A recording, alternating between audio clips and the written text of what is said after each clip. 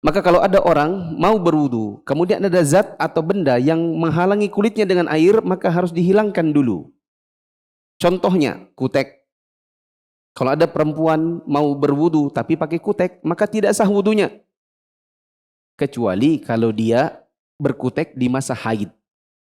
Misalnya untuk menyenangkan suaminya, dia tak pakai kutek di masa haid. Tapi tidak dalam masa haid, kok ada kuteknya? Lalu kemudian kuteknya ini tidak dihilangkan waktu wudu, maka wudunya tidak sah. Begitu juga ada tanah liat. Misalnya seseorang bekerja, yang bekerja itu ada hubungannya dengan tanah liat atau lempung. Kemudian wudu, masih banyak tanahnya di tangannya, langsung sembarangan cuci muka, cuci tangan, berwudu, tapi tidak dihilangkan liat dan lempungnya, maka tidak sah. Begitu juga lilin, cat. Nah, ini biasanya tukang-tukang. Dan biasanya dijadikan tukang sebagai alasan. Kata tukang, aku nanti aja sholatnya. Soalnya tidak sah juga. Ngapain juga sholat, tidak sah juga orang ada cat, katanya. Padahal kan bisa pakai apa? Thinner. Gitu? Kemudian lem. Kemudian pewarna yang melapisi rambut.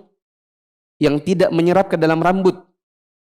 Adapun rambut pakai daun pacar, kuku pakai daun pacar, maka ini tidak melapisi kuku, tetapi menyerap ke dalam kuku.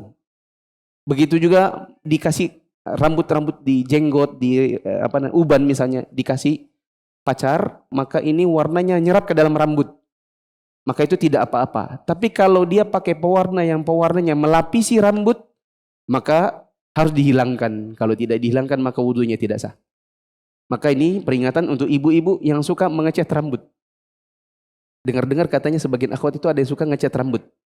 Saya bilang, wallahu alam, saya nggak tahu tentang zatnya. Tapi kalau dia yakin bahwa itu melapisi rambut, tidak menyerap ke dalam rambut, maka tidak sah wudunya. Yang sah, yang pernah diajarkan Nabi, diantaranya katam atau inai, alias pacar, daun pacar. Termasuk juga korektor tulisan, alias tip ek. Kalau ada pelajar misalnya mau wudu, tapi tip eknya masih ada di tangannya, tidak dihilangkan, maka tidak sah wudunya. Harus dihilangkan dulu pakai thinnernya si tip ek.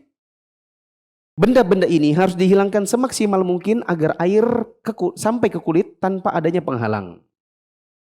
Nah, belum selesai sampai situ, lihat catatan kaki nomor 14. Jika bisa hilang tapi tidak dihilangkan, maka wudu tidak sah. Tapi jika sudah berusaha tapi tidak hilang-hilang, maka tidak mengapa, kita bertakwa kepada Allah semampunya saja. Contoh, tangan kita tercoret pulpen. Ada tinta toh. Nah, tintanya ini kan kita gosok waktu wudhu. Tapi kan tidak semuanya hilang. Masih ada bekas-bekasnya. Biar 10 menit diginiin, ketinggalan kita sholat 5 waktu. Capek juga dan panas juga jari ini. Akhirnya kita sudah berusaha, tapi dia tidak bisa hilang semuanya. Maka kita bertakwa kepada Allah semampunya. Begitu juga misalnya orang kena lem Korea. Antum pernah kulitnya kena lem Korea? Bisa langsung hilang? Kalau langsung dihilang, yang ada bukan hilang lemnya, tapi kulitnya. Ya, terkuliti nanti. Maka terpaksa ya sudah dibiarin aja. Daripada menyakiti diri sendiri, akhirnya lem Koreanya dibiarin. Cuman diusap sebisanya. Maka tidak mengapa, sah wudunya.